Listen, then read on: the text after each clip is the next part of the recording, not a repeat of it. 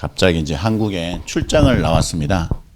말씀하신 대로 6월 24일부터 27일 날에 중선역 중동 지역에 전체에 계시는 우리 선생님들이 모이는 대회를 헝가리 부다페스트에서 합니다.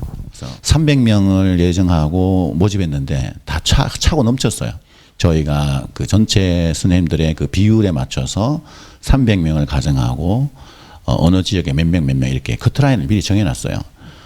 아마 중선역 이번 대회를 통해서 선생님들이 많이 좀 위로도 받고 본인이 하시는 사역에 대한 또 새로운 어떤 돌아보는 시간도 될 것이고 또 영적으로 충전도 받고 또 오시는 분들하고 어떻게 하면 지혜롭게 서로 동력할 것인가 이런 부분도 나누게 될 것 같습니다. 그래서 기도를 많이 해주십시오. 사도행전 11장 지금 우리가 읽었던 이 성경의 본문은 지금 베드로가 요바에서 사역하다가 하나님의 놀라운 환상을 보게 되죠. 그러면서 가이사랴에 가서 지금 고넬료의 집에 방문을 하게 되는 일이 발생하죠. 이방인의 집에 가서 사역을 하게 되고 그렇게 가는 것 자체가 굉장히 유대인이었던 베드로는 부담이 컸습니다. 그죠? 그 당시에 유대인법으로는 이방인들과 어울릴 수 없는, 어울리면 안 되는, 같이 자리를 해도 안 되고 먹어서도 안 되고 같이 사역해서도 안 되는 그런 어떤 상황에 처해 있었는데 하나님의 놀라운 관건적인 역사가 있어서 가게 되죠. 그래서 이제 이거는 그 본인의 일이 아니고 하나님의 놀라운 역사였다. 가서 사역을 하고 나서 이제 예루살렘으로 올라갔습니다. 갔더니 예루살렘 교회에 있던 성도들이 난리가 난 거죠. 왜 갔냐? 너는 지금 잘못한 큰 심각한 문제를 일으켰다. 이렇게 해서 굉장한 공격을 받게 됩니다. 같이 믿는 사람이라고 말하는 사람들, 여기는 할례파라는 표현이 나오는데 오직 할례를 받아야만이 구원에 이를 수 있다라고 믿는 믿음의 사람들, 껍데기로는 성도들이죠. 그런데 그 믿는 사람들이 베드로를 공격하는 일이 발생한 거죠. 그래서 베드로가 그런 어떤 비난과 판단, 공격을 받았을 때 어떻게 반응했는가라는 게 성경에 나와 있죠. 하나님이 보여주신 환상, 본인에게만 보여준 것이 아니라 고넬료에게도 하나님이 환상을 보여주시고 말씀하셔서 사람을 보내와서 본인이 가게 됐고 그래서 놀라운 하나님의 역사가 일어나 성령이 이방인에게도 임하는 기적이 일어났다라는 그거를 본인의 입장과 관점에서 말하는 것이 아니고 하나님의 관점, 하나님의 역사, 하나님의 하신 일을 가지고 변호를 하는 거죠. 변론이라고 하죠. 변론. 우리가 하나님의 사람으로서 한국 안에 계시든지 성도로 살면서 사역자로 살면서 계시든지 선교 지역에 있든지 어떤 상황에 처해 있든지 하나님의 사람들은 이런 많은 공격을 당하는 것이 지극히 상식이다. 비난과 비판과 판단의 말을 듣지 않는 것은 인간이 아닌 거죠. 당연히 그런 일들이 우리에게 발생한다. 왜 그런 일이 발생하는가? 제가 두바이에 2006년에 가서 지금까지 사역하면서 처음에는 저도 그런 어떤 사역자로서 성숙하지 못한 경험도 미천하고 또 지혜도 없고 그러니까 이제 그런 비난과 비판, 판단의 말이 엄청 그냥 듣게 되었을 때 그냥 마음의 어떤 감정적인 요소, 분노가 일어나고 내가 뭘 잘못했다고 나는 주의 일에 충성되이 순종할 마음밖에 없는데 왜 그런 이야기를 나에게 하는 거지? 거짓말 같은 이야기를 왜 하는 거야? 왜 악한 소문을 퍼뜨려서 내가 하는 사역들을 공격하고 비난하고 판단하는 거지? 이런저런 이야기를 들었죠. 그러면서 굉장히 마음이 무너지기도 하고 절망감이 들기도 하고 과연 내가 여기에서 사역할 의미가 있나? 갈등도 일어나고 그런데 세월 흐르면서 정말 이것이 하나님의 놀라운 역사다 하는 것을 삶을 통해 경험하는 거죠. 하나님이 어떤 필요가 있어서 이런 비난의 말들과 비판, 판단, 공격을 당하는구나. 숨을 쉬고 이 땅에서 주의 말씀을 따라 순종하며 하나님의 사람으로서 살아가는 것을 마음에 소망을 두고 있는 성도나 사역자 누구든지 간에 살아있다면 이런 일을 겪는 것은 마땅하다. 이 정상이다. 비정상이 아니라. 이걸 슬퍼하거나 괴로워할 일이 아니구나 이게. 하나님의 놀라운 지혜구나. 하나님의 방법이구나. 오히려 그런 일들을 판단하고 비판하고 비난하고 별의별 이상한 일을 하는 사람이 정말 안타까운 거지, 당하는 것은 당연하다. 이 땅에 살아가는 모든 성도들은 다 그런 일을 겪어야 마땅하다. 왜냐? 그런 일을 통해서 하나님의 사람으로서 날마다 온전해 가는 일이 일어나더라는 것입니다. 이거는 성경에서 그런 이야기를 하시고 저도 겪어보니까 그렇구나. 하나님의 사람으로 되어져 가기 위해서는 반드시 이런 과정을 겪어야 된다. 그래서 제가 가장 그런 일에 앞장서고 많이 고통을 줬던 그 사람에 대해서 세월이 흐르면서 어떤 마음이 생겼냐면 정말 고마운 거예요. 정말. 가장 저를 힘들게 했고 아프게 했고 고통 속에 몰아넣은 그 사람에 대해서 진심으로 고마운 거예요. 진심으로. 그 입장 바꿔서 만약에 누군가가 저에게 돈을 주면서 신 목사님, 저 사람 좀 이렇게 비난 좀 해주세요. 내가 돈을 줄 테니까 아침, 점심, 저녁으로 찾아가서 혹은 전화를 해서 혹은 다른 사람들에게 저 사람에 대해서 막 공격하고 비난하고 나쁜 소리하고 막 해주세요. 그럼 내가 돈을 좀 줄게요. 저에게 누군가가 그런 이야기를 한다면 저는 안 하겠어요. 하고 싶지 않아요. 그런 일들을. 왜? 그런 거 하는 것 자체가 벌써 이미 그런 거를 하려고 하는 의도가 내 속에 본능적으로 일어났다는 게 정말 얼마나 행복하지 않는 일인지 모르겠어요. 마음이 고통스러워요. 영적으로 힘들어요. 근데 주변에 어떤 사람들이 시키지도 않은 일을 본인 스스로 자발적으로 그런 일을 한다는 것은 하나님의 역사가 아니면, 하나님이 허락하신 일이 아니면 안 일어나는 거예요. 누구든지 그런 일이 가람하고 싶지 않아요. 세월을 흐르고 보니까 이 하나님의 놀라운 작품이다. 그런 일을 겪으면서 사람을 품는 그릇이 커지고요. 그런 일을, 더 큰 일을, 더 어려운 일을 겪어도 무너지지 않고 오히려 그곳에서 감사하고 기뻐하고, 오히려 그런 일을 반복해서 경험할 때마다 제가 하나님 앞에 더 겸손해지고, 고통을 막 겪으면서 그런 일들을 어떻게 하면 더 잘 극복할 수 있을까? 지혜가 생기고, 후배들이 유사한 일을 겪어서 저에게서 막 화손을 해요. 막 힘들어해요. 화를 내요. 자기가 화가 나니까 그 대상자에게 막 욕을 해요. 다 들어주죠. 같이 이야기도 하고. 근데 놀라운 것은 그 모든 것들이 하나님의 놀라운 사역 가운데 일부분이더라는 거. 사람을 품을 능력이 더 다양화되어지고 깊어지고, 하나님에 대한 사역을 향한 열정이 더 강력하게 무장이 되어지고, 나의 생명이 붙어있는 한 나는 주를 위해서 순교를 각오하고 나는 중동의 선교를 하기 위해서 나는 생명을 다할 거야. 이 진심이 더 견고해지는 거예요. 오늘 베드로가 다른 것을 이유되지 않고 하나님의 관점, 하나님이 내게 주셨던 하나님의 놀라운 역사하신 그것을 가지고 지금 얘기하는 거예요. 누군가가 나에게 비난하고 비판하고 판단할 말을 막 쏟아부었을 때 내 인간적인 관점에서 화가 난다고, 분노가 일어난다고, 그걸로 변명을 하거나 변론을 한다면 불행해질 거예요. 더 비참해질 거예요. 더 마음이 약해지고 잠깐 화풀이 낼 수 있겠지만 그냥 곧 쓰러지는 거예요. 그러나 성경에 나오는 이 베드로나 하나님의 사람들이나 제가 경험한 것을 봤을 때 하나님이 나에게 하신 말씀을 통해서 사람들에게 변론하고 변명하고 하나님의 관점에서 이야기했을 때 누가 알아주든지 안 알아주든지 상관이 없이 더 담대해져요. 더 용기가 나요. 그런 이야기를 들을 때마다 더 확신이 차는 거예요. 무너지는 것이 아니고요. 더 지혜로워지고 담대해지고 더 감사하게 되고, 이 일 후에 하나님이 하신 일들에 대한 기대가 폭발하는 거예요. 저는 두바이가 지금까지 그걸 경험하고 있는 것입니다. 지금까지 쭉. 그래서 하나님이 정말 그런 기대와 소망을 계속 품게 하시고 사역의 연수가 쭉 들면서 최근에 하나님 원래 교회를 개척하고 다니엘 비전 센터를 개원할 때부터 주셨던 비전, 소망, 이것이 쭉 제 눈앞에 현실적으로 세월을 거치고 많은 실패와 어려움을, 고통을, 비난과 비판, 판단을 들으면서 그 자리에 가만히 있어서 하나님이 어떻게 하실지 지켜보고 있었더니 정말 놀라운 하나님의 일들이 스물스물 완성이 되어지고 있는 것을 보고 있습니다. 이번에 중선협의 그 선교 대회의 주제가 가서 제자 삼자거든요. 제가 처음에 중선협 회장 2년 전에 돼서 다음 선교대회 주제를 뭘로 할까 참 고민이 많았어요. 가서 제자 삼자. 늘 하는 사람들이 하는 말이잖아요. 늘 마음에 누구든지 이게 품고 있는 하나의 구호처럼 가지고 있는 한 구절.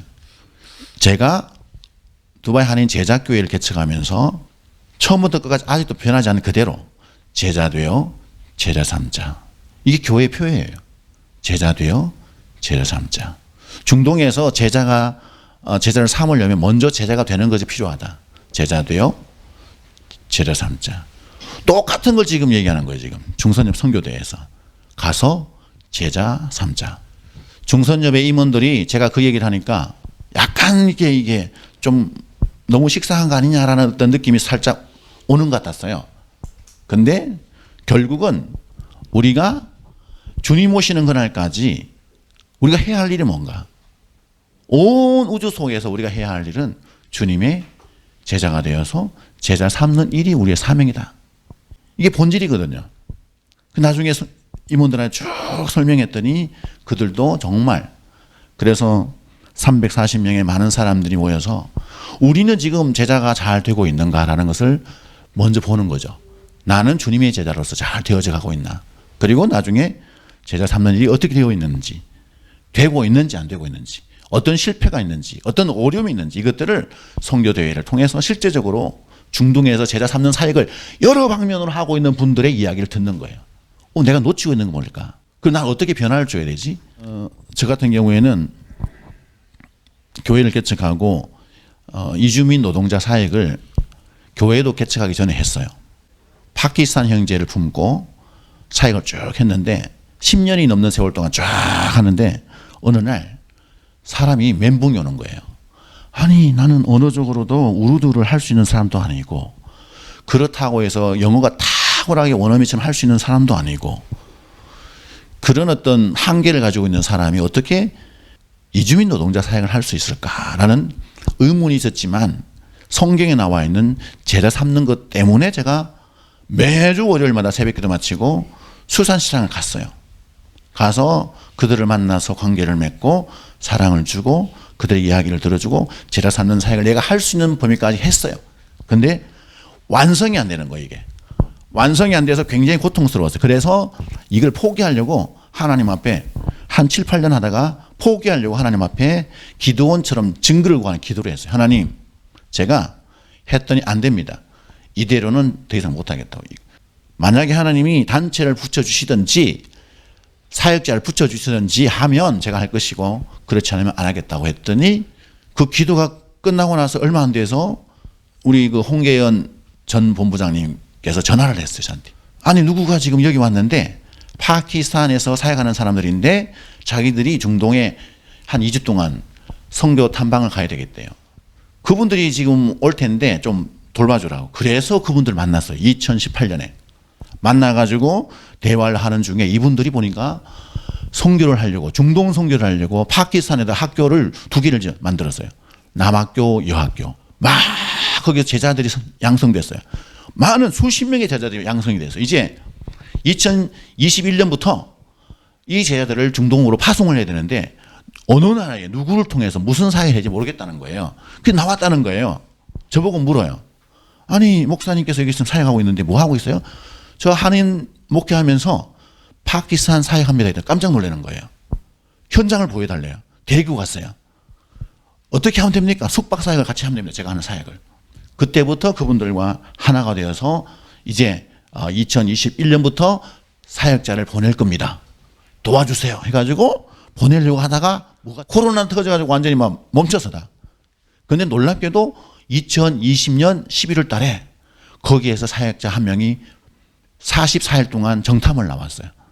호텔에 데려놓고 저랑 같이 사역하다가 그 44일 동안 한 명이 개종을 했어요. 놀라운 기적이 일어났죠. 그러고 나서 이 친구가 돌아갔어요.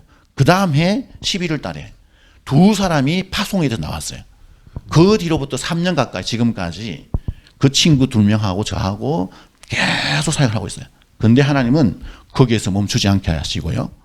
2사역자뿐만 아니라 네팔에서 온 선교사 1명, 지금 이제 곧 인도에서 1명이 와요. 4월 되면 인도에서 또 1명이 오고요.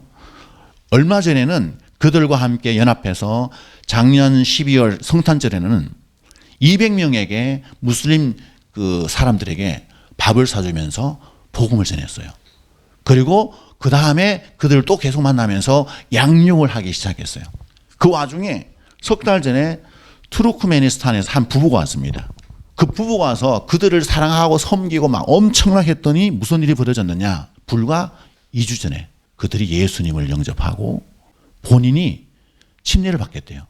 제가 직접 두바이 바로 옆에 샤르자라는 도시에 가서 두 부부와 사역자들하고 침례를 줬어요. 침례를. 왜 이런 얘기를 하느냐면요. 하나님 앞에 많은 비난과 비판, 판단의 말을 들으면서 믿음으로 하나님이 주신 비전이 제자 되어 제자 삼자이기 때문에 그것을 위해서 아무리 어렵고 힘들어도 그 사역에서 계속 나아갔더니 때가 되니까 이제 하나님이 곳곳에 사역할 사람들 붙여주시고요. 돈을 낼 사람 붙여주시고 제가 직접 할 수 없는 그런 영역에 필요한 사람들 계속 붙여주세요. 사람을 세워가는 일을 하게 하시고 사람들 연결하게 하셔서 하나님의 놀라운 복음의 역사를 이루어가는 것을 지금 경험하고 있습니다. 할렐루야. 우리가 여기에서 저는 중동 선교회의 선교사라는 것이 얼마나 저는 자부심이 있는지 몰라요. 2006년에 4월 달에 갑자기 그 김만영 목사님이라는 분이 전화를 하셨어요. 왜 그러시냐고 했더니 두바이 한인교회에 그 부목사 자리가 났대요. 부사역자 찾는 기독교 교육 전문가 사역자를 찾는데요. 저보고 갈 마음이 있네요. 그래서 제가 고민이 되죠. 저는 아랍에미레이트라는 말 들어봤어요. 두바이라는 말 들어본 적이 없거든요. 근데 거기 갈 마음이 있네. 지금 몰라가지고 기도해보겠다고. 2주간의 기간을 가지고 기도를 하는데 하나님이 창세기 12장 1, 2, 3절 아브라함을 부르셨던 그 본문으로 새벽에 마음의 감동을 강하게 주시길래 가라고 하시는구나. 가겠다 했어요. 그리고 제가 이건 하나님이 예사 움직임이 아니다. 이거 그냥 한인교회 부목사로 가는 것이 아니고 이 선교를 위해서 가게 하시는 것 같다는 필이 온 거죠, 저한테. 그래서 그럼 나 훈련 받아야 되겠네? 그럼 어떻게 해야 되지? 중동 선교라고 인터넷 검색했더니 중동 선교회가 첫 번째 딱 뜨는 거예요. 할렐루야! 그러고 제가 중동 선교회 왔어요. 훈련 받고. 그땐 김도훈 총무님이 있을 때인데. 그래서 한 10가정이 왔나 봐요, 그때. 훈련을 잘 받고 나갔어요. 저는요, 그 뒤로부터 3년이 되고 교회를 개척을 딱 하니까 우리나라 선교기관 중에 제일 큰 기관이 어딘지 아십니까? 선교기관 중에 가장 파워풀하고 사람 많은 도구 어디예요? GMS예요. 제가 GMS에 파송될 수 있는 순위 1번째. 저 총신대학원 나왔거든. 아니 그 당시 거기 사무총장님, GMS 사무총장님이 저 교회를 왔어요. 허입될 수 있는 자격을 줄 테니까 훈련받고 GMS로 들어오라는 거예요. 그래서 제가 고민이 막 충만했어. 야, 중동 선교회를 떠나고 GMS를 가나? 지금에서야 제가 비하인드 스토리를 공개하지만 하나님께 물어봤어요. 제가 중동 선교회의 선교사라서 훈련을 받고 나왔는데 GMS로 옮길 필요가 있나요? 물었더니 하는 대답이 없어요. 야, 어떡하지? 그래서 선배님들한테 전화했어요. 물어봤어요. 했더니 뭐라는 줄 아세요? 저를 파송시켜준 교회 목사님이 저한테 거꾸로 물어요.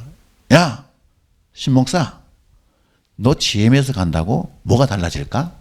물어요. 달라질 거 없는 것 같은데요? 하라고 대답해. 그래, 아무것도 안 달라져. 나는 중동 선교회 선교사로 주님 오시는 그날까지 있어야 되는구나. 내가 소속해서 활동할 선교단체는 중동 선교회구나. 꽉 인을 쳤어요. 세월이 흘렀어요. 여러 번 또 있었어요. 그런 제안이. 불과 2달 전에 또 왔어요. 그때는요, 처음에 2009년에는 제가 교회 개최했을 때는 한 달 혼자서 와서 훈련받으면 허업시켜 주겠대. 이번에는요, 놀라운 파격적인 제안이 왔어요. 그냥 4주짜리인데 2주는 인터넷으로 받고 한 주만 오래. 한 주만 가서 하면 끝나는 거야. 그래서 물어봤어요. 아니 내가 지금 중동 선교사인데 망약에 훈련을 받아서 GM에서 가면 제가 어떻게 되는 거예요? 멀티가 가능하냐 물었더니 멀티가 가능하대. 여기도 소송할 수 있고 저기도 할 수 있대. 이야, 너무 좋네. 고민이 많았죠. 근데요, 그 무렵에 우리 본부장님이 뭘 보내왔냐면 회원에 대한 조사 리스트를 보내주면서 당신은 멀티입니까? 중동선교회 선교사입니까? 질문서가 있죠. 구글 그 폼으로 왔어요. 그걸 보는 순간 지진이 머릿속에 다시 한번 본질적인 질문을 저에게 하게 됐어요. 하나님. 그리고 제가 뭐라고 결정했냐면 나는 아무 데도 가지 않는다. 그날요, 잊을 수가 없어요. 하나님께 물었거든요. 하나님, 머리가 아픕니다. 최고의 좋은 조건에 GMS로 이 멤버십을 멀티로 할 수 있는 기회가 왔어요. 어떻게 할까요? 했더니 하나님이 거꾸로 저에게 마음에 꽉 하고 충격을 줬어요. 욥기서에 엘리바스랑 욥이 막 논쟁을 벌이면서 하나님이 나타나셔서 막 욥에게 이야기하세요. 책망성 말. 그 메시지를 딱 듣는 제가 깜짝 놀랐어요. 그 말씀을 적용을 저한테 어떻게 됐냐면, 야, 신목사야, 너가 2006년에 나가서 중동 선교회 선교사로 나가서 지금까지 있으면서 너가 못한 일이 뭐가 있니? 너가 GMS 선교사가 아니어서 뭔가 문제가 생겼냐? 너가 중동 선교회 선교사라고 할 걸 못한 게 뭐가 있어? 수많은 질문을 저한테 막 던지시는 거야. 저는 그 말씀을 읽다가 아무 말도 하지 못하고, 하나님 그렇군요. 제가 중동 선교회 선교사로서 하나님이 다 하셨군요. 저는 무능하고 능력이 없고 부족하지만 하나님께서는 하실 일을 다 하셨군요. 앞으로도 제가 중동 선교에 그대로 남아있는다고 문제가 될 것이 아무것도 없군요. 하나님은 전능하신 하나님. 오직 사역의 본질을 붙들고 제자가 되어 제자 삼는 그 일을 쫓아나가면 하나님이 다 하시는군요. 라고 확신을 한 거예요. 그래서 제가 GMS 허입되는 걸 걷어찼습니다. 발로. GMS가 뭐 나쁘다 그런 얘기를 하는 게 아니잖아요. 그죠? 저는 그 모든 제안을 다 거절하고 중동 선교회 선교사로서 죽을 때까지 살아가는 것을 가치 있게 생각하고 너무 기쁜 거예요. 중동 선교회 가족들은요, 이 크고 작고의 문제가 아니에요. 하나님이 이 선교회에 속한 과정이 있었을 것이고 그 타이밍에 하나님이 이곳에 있게 하셨다면 이건 하나님의 작품이다. 그러면 이것을 소중하게 생각하고 생명을 다해서 내가 해야 할 일이 뭔지에 대해서 기억하고 어떤 비난과 비판 판단이 내게 몰려올 때에 사람의 관점이 아니라 하나님이 하셨다는 것에 대한 하나님의 관점을 가지고 우리가 사람들에게 말하고 변명하고 변론할 때 위축되는 것이 아니라 더 담대해진다. 당당해지고 하나님의 놀라운 일 거기에서 일어나는 거예요. 거기에서. 얼마나 떳떳합니까? GMS가 아니라 저 세계적 기관에서 저한테 와서 얘기하는 아무 가치가 없는 거예요. 하나님은 저를 중동 선교회의 소속 선교사로 하나님이 꽂아 넣었어요. 헝가리 선교에 대한 이야기를 하면요, 중선협의 회장이 되고 나서 이 회장의 자리라는 것이 굉장히 많이 힘든 자리더라고요. 쭉 얘기를 들어보니까. 그래서 부담이 컸지만 하나님 지금까지 경험하게 하시고 하나님 하신 일을 반복적으로 경험하다 보니까 놀라운 몇 가지를 제가 경험적으로 알게 됐어요. 첫 번째, 하나님의 이유를 따라 쫓아가면요 절대로 실패함이 없어요. 하나님의 사인을 따라 흘러가면 하나님이 일하신다는 거, 완성하신다는 거 저는 경험적으로 알게 됐어요. 성경에 나와 있지만 경험적으로 하나님의 목표를 세우고 나아가면 일은 제가 하는 것이 아니고 저는 나발수에 그냥 통로로서 알리고 사람들이 도전을 주고 그냥 그렇게 할 뿐이에요. 근데 사람들이 감동하시고 일을 완성하시는 하나님이 있더라고요. 하나님. 돈 3억이라는 거요. 저는 돈 없는 사람이에요. 저희 부친은 사업하는 사람이셨어요. 평생 저희 부친은요 빚쟁이셨어요. 빚쟁이. 사업이라는 걸 참 남의 돈 가져와서 하는 게 사업이고 자기 돈으로 하면 구멍가게잖아요. 그죠? 저희 아버지는 평생 사업하셨어요. 남의 돈 가져와서 자녀들 공부시키고 다 사셨어요. 지금도 부친은 소천하셨지만 일부 빚이 남아있어요. 그 비질이라는 거에 겁이 하나도 없는 거예요. 저는 어릴 때부터. 하나님의 선한 뜻을 세우고 그분의 뜻을 이루기 위해서 막 나아갈 때, 돈이 필요할 때 하나님께 구하고, 하나님이 기뻐하시는 선하신 뜻이라면 하나님이 다 채워주신다. 교회 개척하고 다니엘 비전센터 하는데 계속 많이 났어요. 맨날 많이 났어요, 교회가. 근데 망했나요? 안 망했어요. 비전센터에 안 망했어요. 하나님이 지금도 많이 났어요. 근데 마이너스 가운데 하나님은 계속 되는 거예요. 뭐예요? 중동성교에 하나님의 뜻을 보고 사역을 하는데 마이너스가 됐든 플러스가 됐든 하나님이 돈을 공급하세요. 그런데 놀라운 것은 돈이 얼마가 됐든지 간에 이것이 하나님의 필요가 있는 돈입니다. 우리는 기도 가운데 이렇게 사람을 동원하고 재정을 동원하려고 아이디어를 냈습니다. 이것에 공감이 있고 감동이 오시는 분은 헌금하세요. 이거예요. 그래서 300명의 회원들이 참여하시고 40명은 외부에서 오시는 강사님들과 손님들이거든요. 그러면 300명 1인당 50%씩 그 항공비를 저희가 드려요. 이전에는 70% 주고 어떨 때는 뭐 100% 다 드렸대. 우리 회원님들도 좀 책임을 느껴야 된다. 그래서 이번에 바뀐 정책은요, 애들은 전혀 항공비를 안 줬는데 이번 다 준다. 그전에는 15명, 25명, 30명 채 안 되는 MK 자녀들이 왔거든요, 대회에. 근데 자녀들이 너무나 중요하고 이 차세대들이 온전히 말씀 안에서 잘 회복하지 못하면 심각한 문제가 온다. 평생 MK 자녀들 문제 끌어안고 어른이 돼서 문제 가운데 살아가는 것을 봤어요. 안 된다. 자녀들이 와서 은혜를 받고 하나님의 가족으로서 하나 되어지는 평생의 가족을 만들어줘서 이제부터 어린 아이들 계속 평생 동안 한 가족으로서 긴밀하게 지내는 공동체를 만들어주자. 이래가지고 모든 MK들 참여하는 자들에게 50% 준다. 그래가지고 평균 냈더니 한 사람에게 항공비가 350불 정도의 지원이 필요한 거예요. 중성협에서 해야 줄. 그래서 기도하면서 뭐라고 결정했냐면, 오케이. 그러면 한 사람 앞에 30만 원씩 교회가 300교회가 들어붙으면 왜 못 해주느냐 뭐예요. 안 될 일이 아니에요. 한국에 6만 교회가 있어요. 6만 교회 이상이 있어요. 그 교회들 찾아가서 목사님 찾아가가지고 항공비 300명 선착순 하나님의 복을 받으십시오. 중동 선교를 위해서 한 사람 한 명 30만 원 필요하다. 이번에 후원해 주세요. 그 빈손으로 가면 욕할 거 아니에요. 그래서 뭘 했느냐. 이게 중동 선교회가 1984년 시작됐는데 중동에 선교가 어떻게 시작됐는가. 한국교회가 한인교회들 이렇게 세우자 역사를 조사를 했더니 1974년부터 시작됐더라고.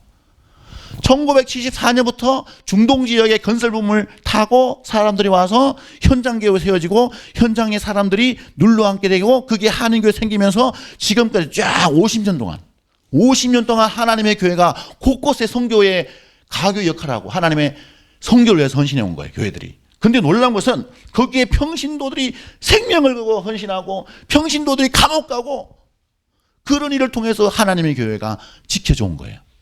이거를요 500페이지 책을 다 만들었어. 500페이지. 그 수많은 자료들이 그 안에 다 들어있어. 사진 자료. 근데 그게 중동 선교회에 책으로 만들었던 거 있죠. 그것이 다 들어가 있어. 그게. 이 책을 만드는데 중동 선교회에 그 회지 자료가 곳곳에 박혀 있어요. 500페이지짜리. 책 제목은 중동 선교 한인 교회사. 그 책을 들고 교회를 찾아가는 거예요. 사랑하는 목사님, 중동 선교에 후원해 주십시오. 선교 대회뿐만 아니라 이후에 중동 선교를 위해서 우리가 지금 함께 선교를 해야 됩니다. 가장 사역하기 힘들고 선교사들이 가기 싫어하는 지역, 중동 지역. 왜 싫어하느냐? 가서 아무리 해봐야 헛일이다. 열매가 안 맺힌다. 본때가 안 난다. 너무 힘들다. 45도, 50도에 누가 가서 살겠냐? 자녀들도 와서 힘들어. 정치적으로, 종교로, 사회적, 문화적으로 감시와 통제가 있는 사회. 그곳에 누가 가서 살려는 거지. 그래서 누구는 병나고 고통당하지만 그곳에 지금 코로나 때문에 선교가 다 무너지고 교회가 없어진 교회도 있고 사역자들이 떠나려고 하는 교회도 사역자도 있고 오만 어려운 지금 중동 선교 자체가 무너지려고 합니다. 제발 같이 살립시다. 제가 이번에 나오면서 한 달 일주일쯤 나왔는데 제가 하나님 앞에 기도하며 뭐라고 선포하는지 아세요? 나는 이번에 나가서 신학교와 교회와 선교단체와 개인들을 만나면서 막 중동 선교합시다라고 불쏘지게 그냥 불로 다 질러버리겠대. 저희 중동 선교회가 정말 오랜 세월 동안 하나님의 사람들을 훈련해서 파송했고 지금도 신실하게 잘 감당하고 이렇게 기도회를 위해서 모여있는 여러분들 정말 감사해요. 저는 더 우리가 여기에서 순수하게 하나님 앞에 나아가서 중동 선교회를 위해서 무엇을 할 것인가, 여러 가지 인간적인 관점에서 하려고 한 모든 걸 다 내려놓고 하나님이 무엇을 원하시는지 원초적인 그 사역의 모습으로 돌아가서 우리가 한마음 되어서 중동 선교에 불을 지르는 그 핵심에 우리 중동 선교에 섰으면 좋겠어요. 저 혼자만 할 일이 아니고요. 제가 좀 역할을 감당할 테니까 나팔수가 돼서 막 난리를 칠 테니까요. 옆에서 박수는 치셔주세요. 박수 쳐주시고 기도해 주시고 소문을 내주세요. 한마디만 걸어본 보태면요 엄청난 파장이 일어날 것입니다.